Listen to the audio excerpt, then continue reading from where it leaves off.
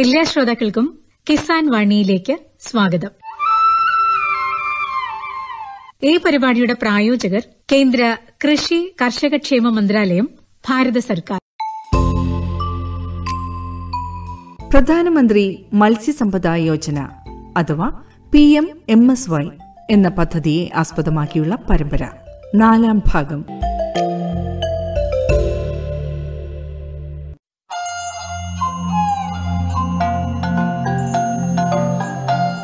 കേന്ദ്ര ഗവൺമെന്റിന്റെയും സംസ്ഥാന ഗവൺമെന്റിന്റെയും സ്വകാര്യ മേഖലയുടെയും സഹകരണ ശ്രമങ്ങളുടെ ഫലമായി കഴിഞ്ഞ കുറച്ചു വർഷങ്ങളായി നമ്മുടെ മത്സ്യബന്ധന മേഖല വളരെ ശ്രദ്ധേയമായ മുന്നേറ്റമാണ് നടത്തിവരുന്നത്. സുസ്ഥിര സാമ്പത്തിക വളർച്ച ലക്ഷ്യമിട്ട് കേന്ദ്ര ഗവൺമെന്റ് രൂപകൽപ്പന ചെയ്ത കാർഷിക പദ്ധതിയാണ് പ്രധാനമന്ത്രി മത്സ്യസമ്പദ യോജന അഥവാ PMMSY. ഫിഷറീസ് മേഖലയിലെ ചരിത്രപരമായ ഏറ്റവും വലിയ നിക്ഷേപമെന്ന് അടയാളപ്പെടുത്തുന്ന PMMSY മത്സ്യത്തൊഴിലാളികളുടെയും മത്സ്യ കർഷകരുടെയും സാമ്പത്തിക അഭിവൃദ്ധിയും ക്ഷേമവും കൂടാതെ ഭക്ഷ്യ പോഷകാഹാര സുരക്ഷയും പാരിസ്ഥിതിക സംരക്ഷണവും ലക്ഷ്യമിടുന്നു. വരുന്ന 5 വർഷത്തിനുള്ളിൽ 70 ലക്ഷം ടൺ അധിക മത്സ്യോൽപാദനം കൈവരിക്കുവാനും മത്സ്യബന്ധന കയറ്റുമതി ഇരട്ടിയാക്കുവാനും സാമൂഹിക സാമ്പത്തിക മേഖലകളിൽ 55 ലക്ഷം തൊഴിലവസരങ്ങൾ സൃഷ്ടിക്കുവാനും ഈ പദ്ധതി ലക്ഷ്യമിടുന്നു. ഇന്ന് ഈ പരമ്പരയിൽ മത്സ്യോൽപാദന മേഖലയിൽ സമഗ്ര പുരോഗതി ലക്ഷ്യമിട്ട് കേന്ദ്ര സർക്കാർ നടപ്പിലാക്കുന്ന പ്രധാനമന്ത്രി മത്സ്യസമ്പദ് യോജന പദ്ധതിയെക്കുറിച്ച് കേരളത്തിലെ മത്സ്യ കർഷകരെ ബോധവൽക്കരിക്കാനും പദ്ധതി പ്രയോജനപ്പെടുത്താനുമുള്ള മാർഗനിർദ്ദേശങ്ങൾ നൽകുന്നതിനായി കേരള ഫിഷറീസ് സമുദ്ര പഠന സർവകലാശാലയിൽ നടന്ന ഏകദിന പരിശീലന പദ്ധതിയെക്കുറിച്ച് സംസാരിക്കുന്നു national cooperative development corporation regional director Dr. S.K. Tehadur Rahman. First of all, I, on behalf of LINAC, Regional Training Center, National Cooperative Development Corporation Trivandrum, would like to convey heartiest thanks to Akashvani Kochi for taking the matter on their platform. Recently, we, in association with Department of Fisheries, Ministry of Fisheries, Animal Husbandry, Dairying, Government of India and Government of Kerala, organized one-day state-level awareness program on Pradhan Mantri Matsya Sampad Yojana. I would like to inform that PMMSY, Pradhan Mantri Matsya Sampad Yojana, is one of the flagship schemes to create holistic development on various aspects in fisheries sector. It is indeed a great initiative by Government of India through NCDC to create such kind of innovative development in the sector. We organized that program at Kerala University of Fisheries and Ocean Studies, Kochi on 13th January. And it's a great pleasure to have Sri Saji Cherian Sahab, Honorable Minister for Fisheries, Government of Kerala. It's really honor for us that the program was inaugurated by Honorable Minister for Fisheries. The program was also graced by Honorable Vice Chancellor Dr. K. Rijijan, Kupos, Srimati R. Girija Madam, Director Fisheries, Registrar Dr. Manoj Kumar, Sri T. Manoharan, Chairman Matsafed, Dr. Cheruvat, MD Matsafed, Mr. Mandro, Joint Director, Department of Fisheries, and other officials from Department of Fisheries, Government of Kerala and Kupos. And it's a great fact to say that the program was attended by around about 50 fishermen who came from all the 14 districts of the states. And in fact, the program was live streamed. Maximum number of fishermen across the state. Around about 2,700 fishermen attended the live program. And I hope we'll be conducting such kind of programs on the scheme in future also. I am really thankful to Department of Fisheries, Government of Kerala for extending their support and Kupos for all their support for the program. And with their support, I hope such kind of program would be conducted in future also to create development in this sector and also take the development to a higher trajectory so that a landmark can be created in this sector. ഇനി പ്രധാനമന്ത്രി മത്സ്യസമ്പദ് യോജനയെക്കുറിച്ച് Malappuram fisheries deputy director M Chitra സംസാരിക്കുന്നു. രാജ്യത്തെ മത്സ്യമേഖലയിലെ അടിസ്ഥാന സൗകര്യങ്ങളിലുള്ള പോരായ്മ പരിഹരിക്കുന്നതിനുതകുന്ന സമഗ്രമായ ഒരു ചട്ടക്കൂട് ഉണ്ടാക്കുക എന്ന ലക്ഷ്യത്തോടെ കേന്ദ്ര സർക്കാർ ആവിഷ്കരിച്ച് നടപ്പിലാക്കുന്ന പദ്ധതിയാണ് പ്രധാനമന്ത്രി മത്സ്യസമ്പാദൻ യോജന PMMSY. മത്സ്യോത്പാദനത്തിന്റെ കാര്യത്തിൽ ലോകത്തിന്റെ നെറുകയിൽ രാജ്യത്തെ എത്തിക്കുന്നതിനുതകുന്ന പദ്ധതികളാണ് ഇതിൽ വിഭാവനം ചെയ്തിട്ടുള്ളത്. സംസ്ഥാനത്ത് ഈ ബൃഹത് പദ്ധതിയുടെ ഭാഗമായി വിവിധ ഘടക പദ്ധതികളാണ് നടപ്പിലാക്കുന്നത്. ഒന്ന്, ഒരു ജലാശയങ്ങളിലെ കൂട് കൃഷി. ഇതിൽ നമ്മൾ സാധാരണയായി കാളാഞ്ചി, പൊമ്പാനോ, കരിമീൻ, ഗ്രൂപ്പേഴ്സ്, കോബിയ എന്നീ മത്സ്യ ഇനങ്ങളെയാണ് കൃഷി ചെയ്യുന്നത്.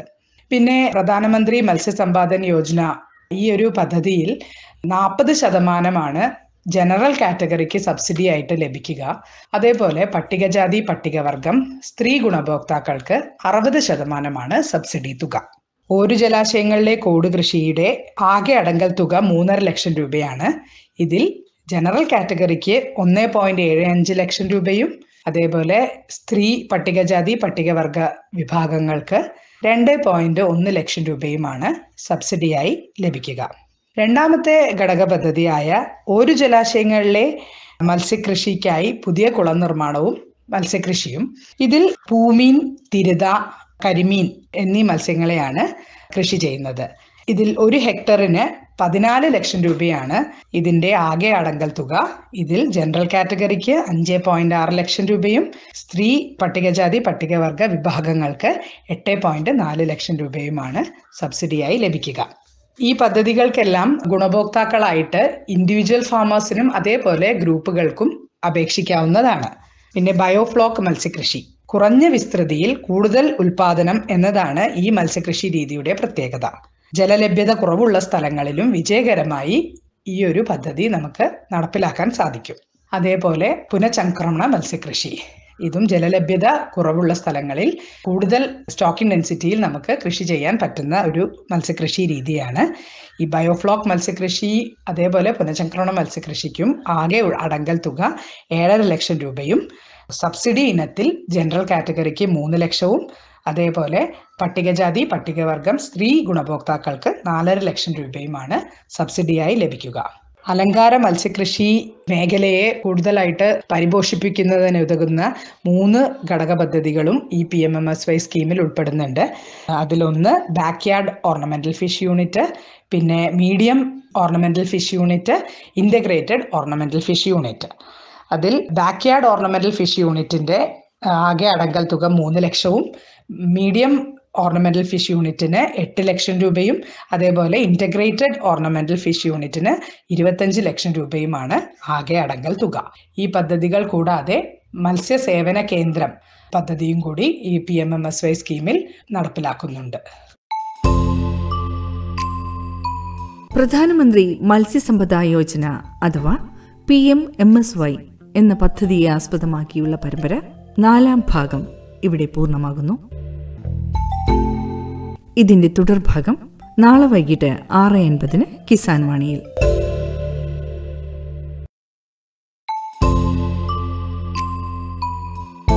ഇനി കിസാൻ വാണിയിൽ പൊക്കാളി കൃഷിയിലെ അനുഭവങ്ങൾ പങ്കുവയ്ക്കുന്നു കടമക്കുടി സ്വദേശി KA തോമസ്.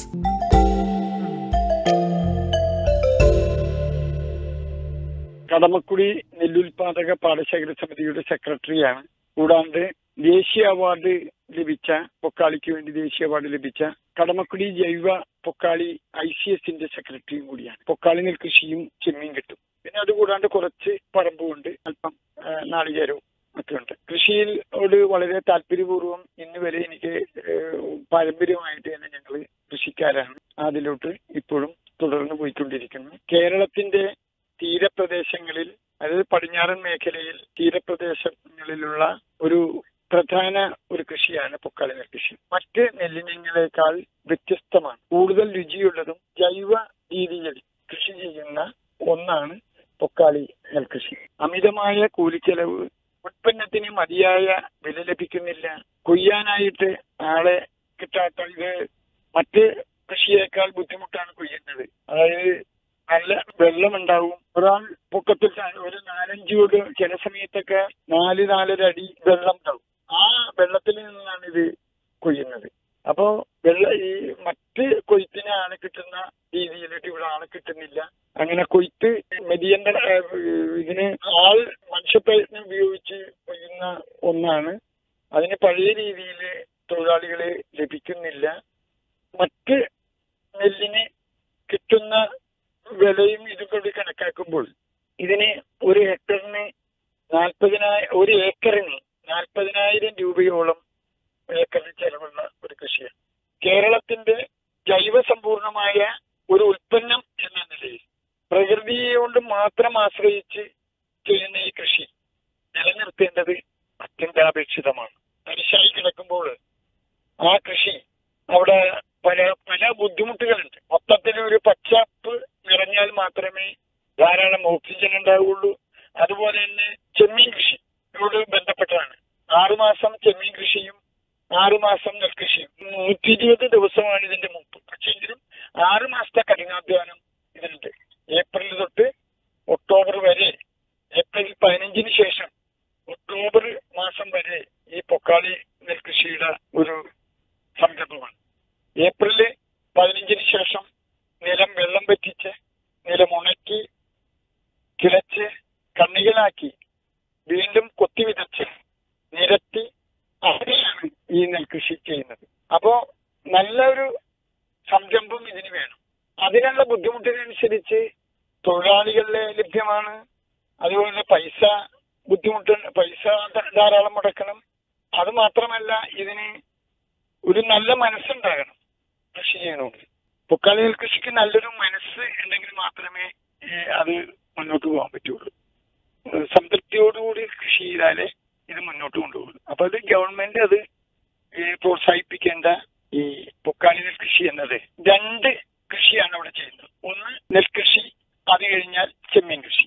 ചെമ്മീൻ കൃഷി കഴിയുമ്പോൾ വീണ്ടും അങ്ങനെ അപ്പൊ ഒരു കൊല്ലത്തിൽ, അതായത് നവംബർ തൊട്ട് ഏപ്രിൽ 15 വരെ ചെമ്മീൻ കൃഷി.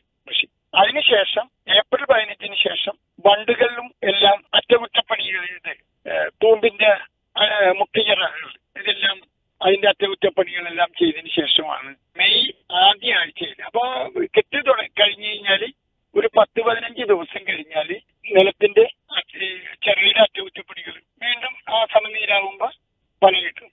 അപ്പൊ അങ്ങനെ ഈ പ്രക്രിയ വെള്ളം കയറ്റാതെ ഇരിക്കുമ്പോൾ ഒരാഴ്ചയോളം കഴിയുമ്പോൾ നിലം നന്നായിട്ട് ഉണങ്ങും. നിലത്തിൽ വിണ്ട് കീറും.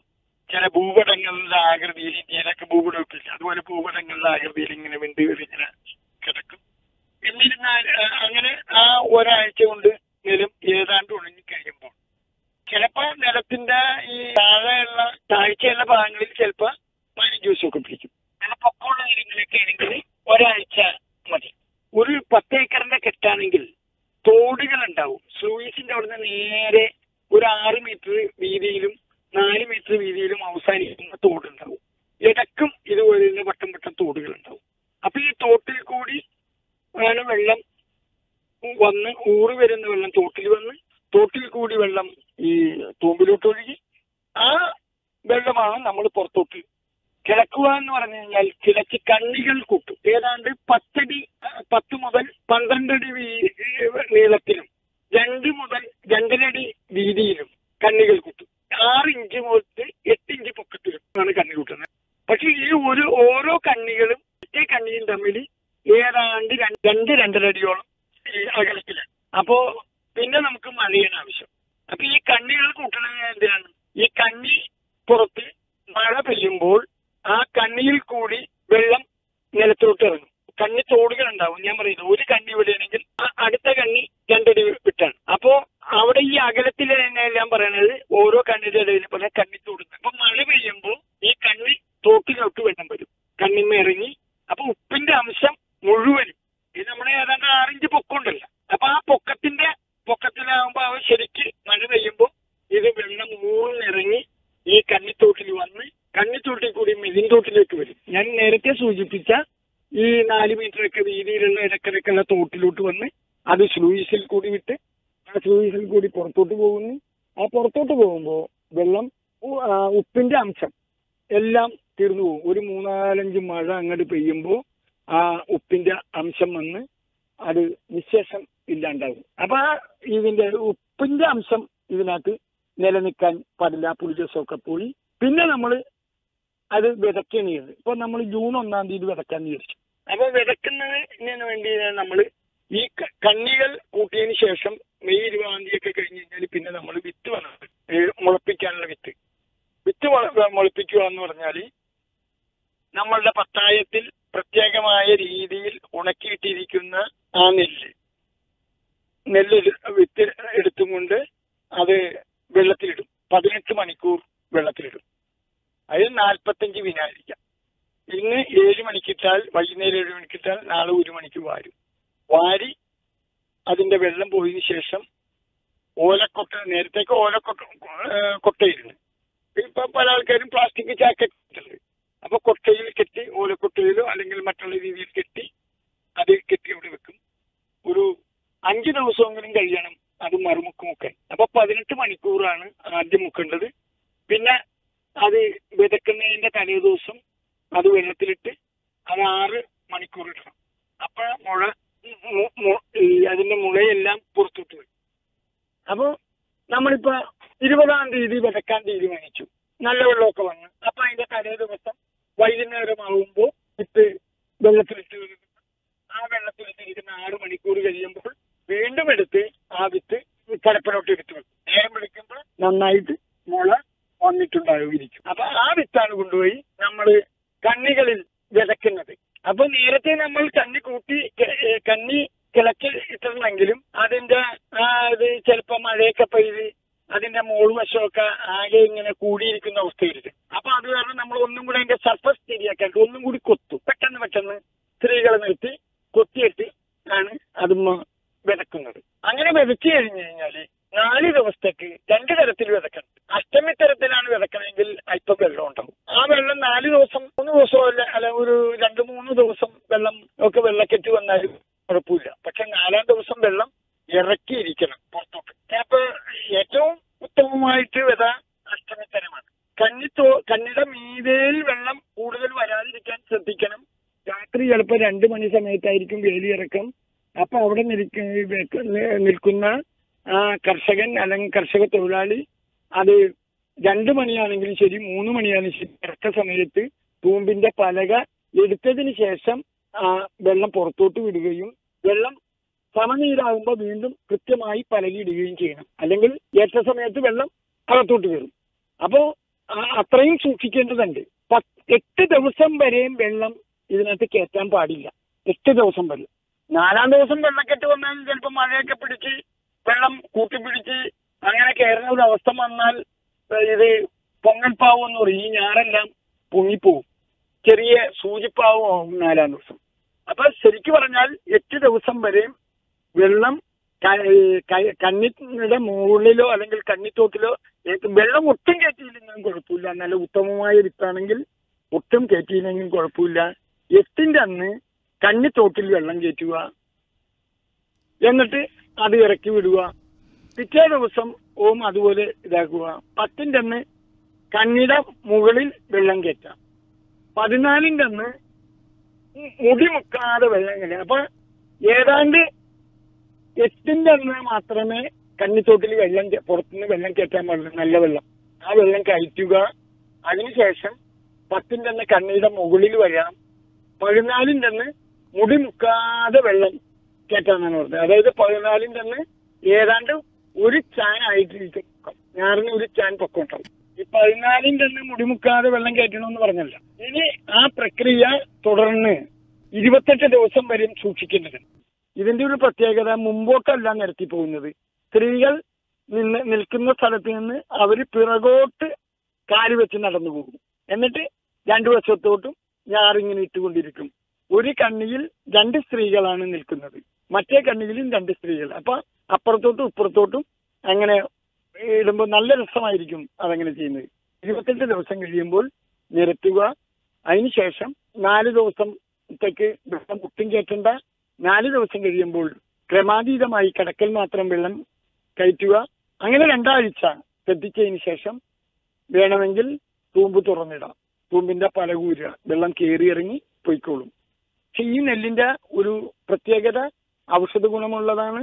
പണ്ട് ടൈഫോയിഡ് ഒക്കെ വന്നിരുന്ന കാലത്ത് ഇതിന്റെ കഞ്ഞിവെള്ളം കുടിക്കാൻ വേണ്ടി ഞാനിപ്പോഴും ഓർക്കുന്നുണ്ട്, കോട്ടയം പ്രദേശത്ത് നിന്നൊക്കെ ഇവിടെ വന്ന് ഇതിന്റെ പൊക്കാളിയരി അല്ലെങ്കിൽ ഈ ഇതിന്റെ പൊടിയരി അടിച്ചുകൊണ്ട് പോയിരുന്നു എന്റെ ചെറുപ്പത്തിലേക്ക്. കാര്യം രാജ്യം കാക്കുന്ന ഭടനും കൃഷി ചെയ്യുന്ന കർഷകനും ആ കർഷക തൊഴിലാളിയും ഈ രാജ്യത്തിന്റെ നട്ടെല്ലുകളാണ്, ഇതിന്റെ നല്ലൊരു ഭാഗമാണ്. അത് നമ്മൾ നാളെ ഇത് കൃഷി ഇല്ലാതിരിക്കരുത്. 100 ഏക്കർ കൃഷി ചെയ്യുമ്പോൾ അതിന് ചെയ്യുന്ന ഗുണം ഒരു ക്യാൻസർ രോഗത്തിന് വേണ്ടി ചികിത്സിക്കുന്നതിന് വേണ്ടി ഒരു ആശുപത്രി പണിയുന്നതിന് തുല്യമാണ് അല്ലെങ്കിൽ 100 ഹെക്ടർ കൃഷി ഓരോ പ്രദേശത്തും ചെയ്യുന്നത് എന്ന് നാം വിശ്വസിക്കുന്നത്. അപ്പോൾ രോഗപ്രതിരോധ ഇതിന് തീർച്ചയായിട്ടും ഈ കൃഷി നല്ലതാണ്. നമ്മളുടെ മണ്ണിളകും, മണ്ണിളക്കി കൃഷി ചെയ്യുന്നു, ധാരാളം ഓക്സിജൻ വരും, അങ്ങനെ ശ്വാസമെല്ലാം നന്നായിട്ട് നമുക്ക് കഴിക്കുവാൻ സാധിക്കും. കൃഷി എല്ലാവിധ നന്മകളുമുണ്ട്.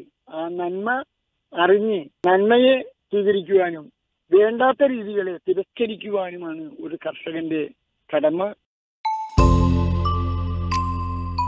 പൊക്കാളി കൃഷിയിലെ അനുഭവങ്ങൾ ഇതുവരെ പങ്കുവച്ചത് കടമക്കുടി സ്വദേശി കെ എ ജോസഫ്. ഇനിയൊരു നാടൻ പാട്ട് കേൾക്കാം. നിന്നെ കാണാൻ എന്നെക്കാളും ചന്തം തോന്നും കുഞ്ഞിപ്പെണ്ണേ, എന്നിട്ടെന്തേ നിന്നെ കെട്ടാൻ ഇന്നുവരെ വന്നില്ലാരും.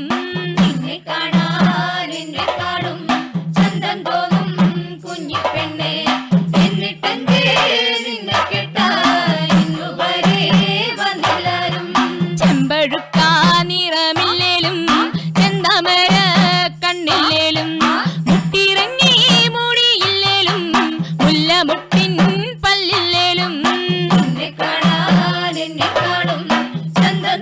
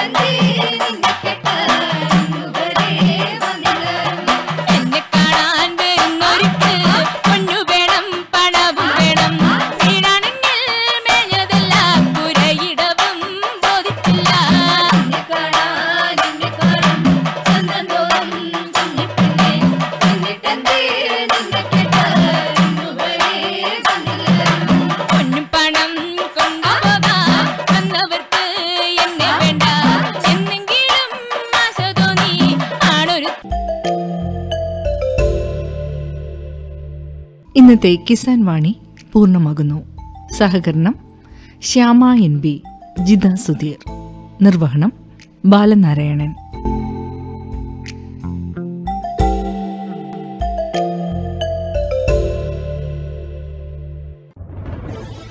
कोरोना वायरस के खतरे से बचते हुए फसल की कटाई, बिक्री, खरीद, नई फसल की जुताई और बुआई सुरक्षित हो सकती है अगर हम लगातार हाथों को साबुन और साफ पानी से नियमित अंतराल पर धोते रहें। नाक, मुंह को मास्क, गमछे या कपड़े से ढक कर रखें। आंख, कान, नाक, मुंह न छुएं। आपस में 2 गज की दूरी बनाए रखें। मास्क और 2 गज की दूरी के मंत्र को अभी हमें छोड़ना नहीं है। फसलों की बुवाई एवं कटाई करते समय आपस में कम से कम 2 गज की दूरी बनाए रखें। फसल की कटाई करने के बाद छोटे छोटे ढेरों में इकट्ठा करें। कृषि के औजारों की समय समय पर सफाई करें। एक दूसरे के साथ औजारों की अदला बदली न करें। श्रमिकों के शौचालयों और हाथ धोने की जगह की ठीक से सफाई जरूरी है। बुआई, कटाई एवं मड़ाई के दौरान इस बात का ध्यान रखें कि इन स्थानों के आसपास कोई थूके नहीं। कंबाइन, हार्वेस्टर, थ्रेशर, जुताई और बुआई की मशीनों को इस्तेमाल से पहले साफ करें। मशीनों के इस्तेमाल से पहले और इस्तेमाल के बाद हाथ साबुन से साफ करें। वाहनों, बोरियों, थैलियों और पैकिंग के दूसरे सामान की साफ सफाई पर भी खास ध्यान दें। खरीद केंद्र पर आने से पहले किसानों एवं श्रमिकों की जांच। खरीद केंद्रों पर भीड़ न लगाएं एवं किसानों को बारी बारी से बुलाएं। गोदामों पर खरीदी हुई फसल को लेने में शीघ्रता करें ताकि किसानों एवं श्रमिकों को रुकना ना पड़े। कोरोना के खतरे से बचाव और अधिक जानकारी के लिए आरोग्य सेतु ऐप डाउनलोड करें। देश में खाद्य सुरक्षा के ये सिपाही भोजन की निरंतर उपलब्धता को सुनिश्चित करते हैं। किसान स्वस्थ रहें तभी हम कोरोना वायरस से जीत पाएंगे, आगे बढ़ पाएंगे। किसान सबल, देश प्रबल।